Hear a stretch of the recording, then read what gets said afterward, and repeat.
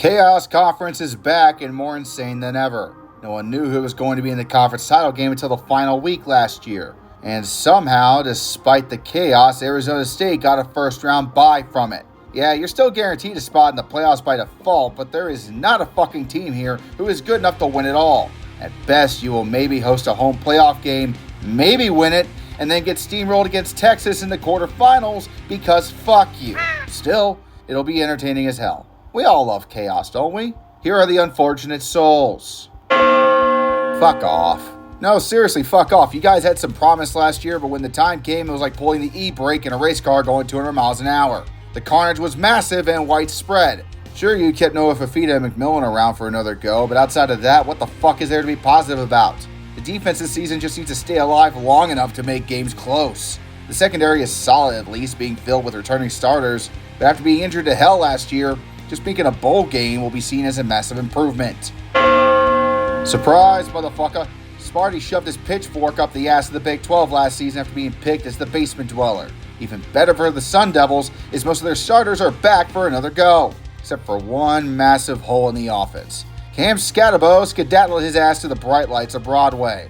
He was the heart and soul of this team, but far from the only weapon they have. Sam Levitt is positioning himself for a potential Heisman Trophy. Jordan Tyson is back and going to be one of the top wideouts in the nation.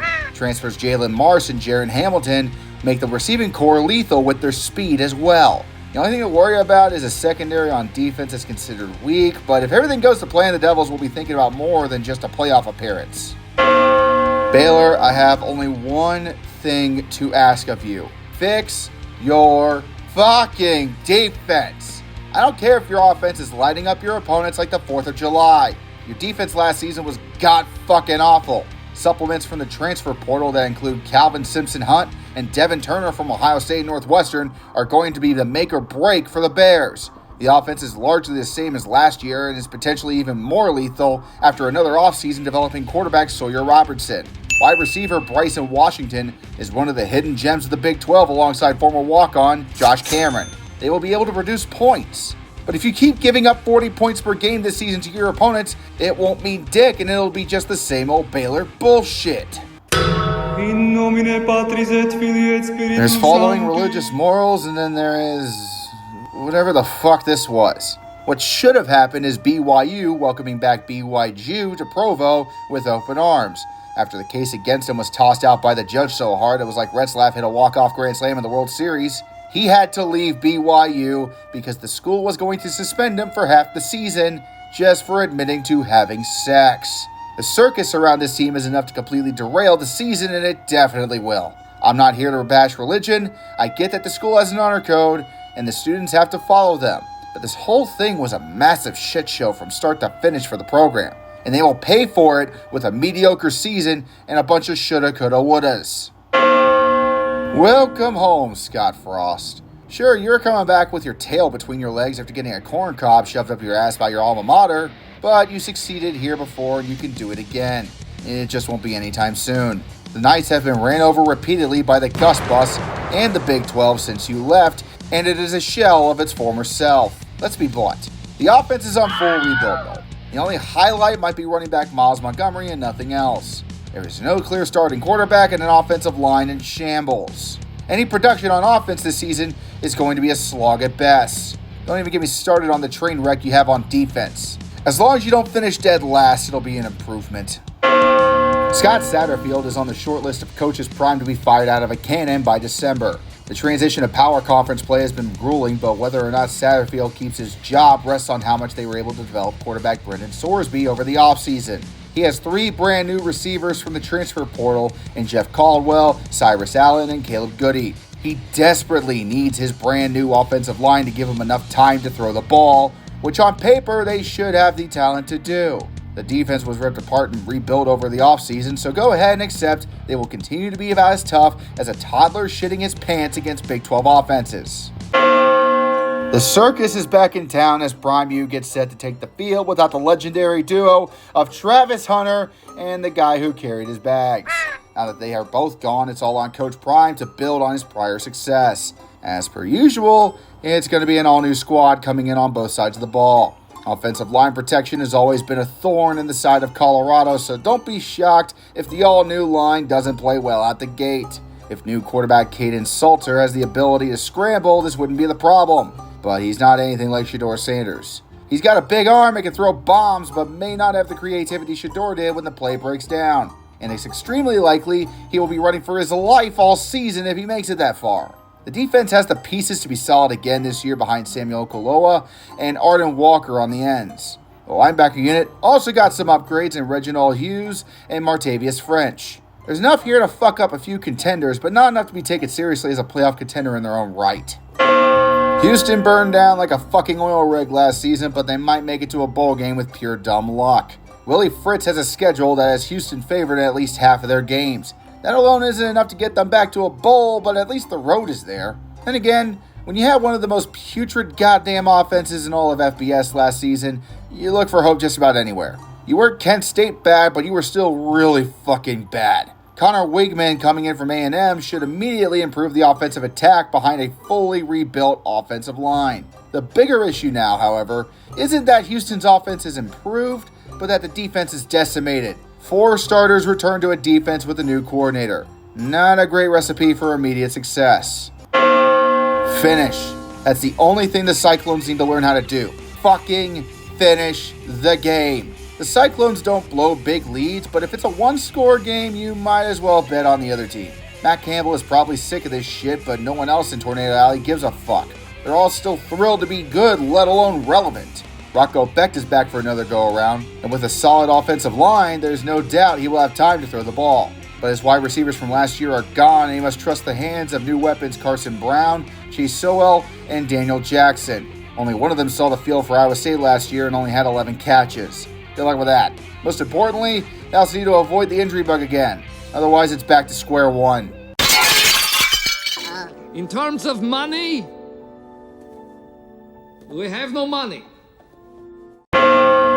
Did reality hit you over the head with a fucking sledgehammer for the first half of last year? Seriously, for as much hope as you had being a Big 12 dark horse, you sure did forget the winning part. We can blame stadium renovations if we want, but being a spoiler to other teams in the Big 12 title race isn't going to be enough this season. Jalen Daniels is back for his final go-around with his third offensive coordinator in Jim Zebrowski. The rest of the offense is chaos. An all-new offensive line, all-new wide receivers, and a new running back. The defense is even worse, with the only returning players being linemen. The entire secondary and linebacker core is also transfer portal pickups. Still, if everything works like it should on paper, you once again have the potential to bust out and make a run. Just don't crash land into a cornfield again.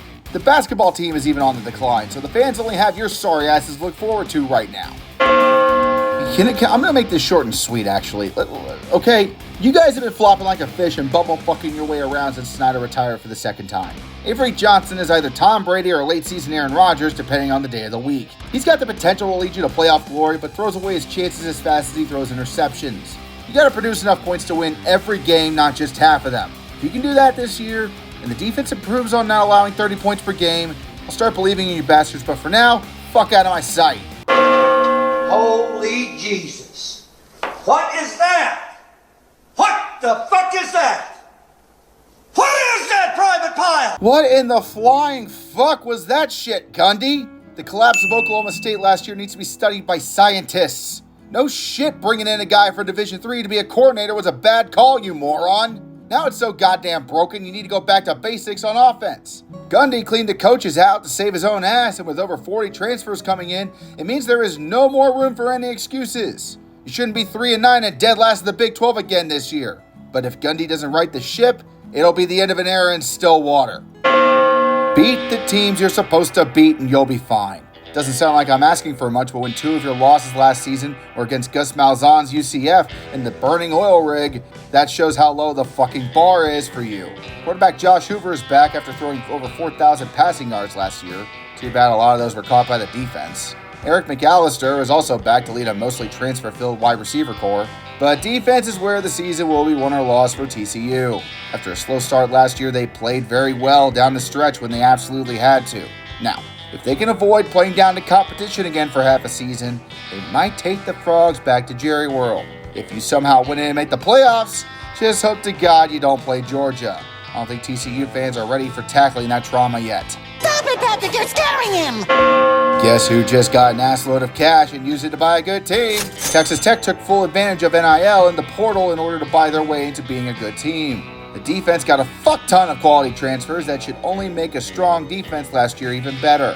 I don't know if the offense will benefit from their own transfers though. Returning quarterback Baron Morton statistically has been fine, but he had to get shoulder surgery at the end of the season and missed the Liberty Bowl entirely. If he's fully recovered and improves even a little bit, they should be in line for a Big 12 title berth. But if he regresses and they fail, heads will roll faster than they can print money. Last year was a total clusterfuck. It was trying to plug a hole in a sinking ship with goddamn spaghetti. Cam Rising not being healthy may have been only the tip of the iceberg, but it was also the most visible. Poor fucker just had the worst luck and paid for it with his career. While it's tough watching a man's dream end, it was honestly the best thing to happen for Utah. They needed to move on, and they have done so behind new offensive coordinator Jason Beck. He brings Devin Dampier with him from New Mexico State to likely start at quarterback when the season kicks off, but it's still an open spot as his accuracy issues haven't exactly gone away with the change in scenery. Not that it matters all that much as they brought back all their starters on the offensive line and are set to focus on the rushing attack behind running backs Wayshawn Parker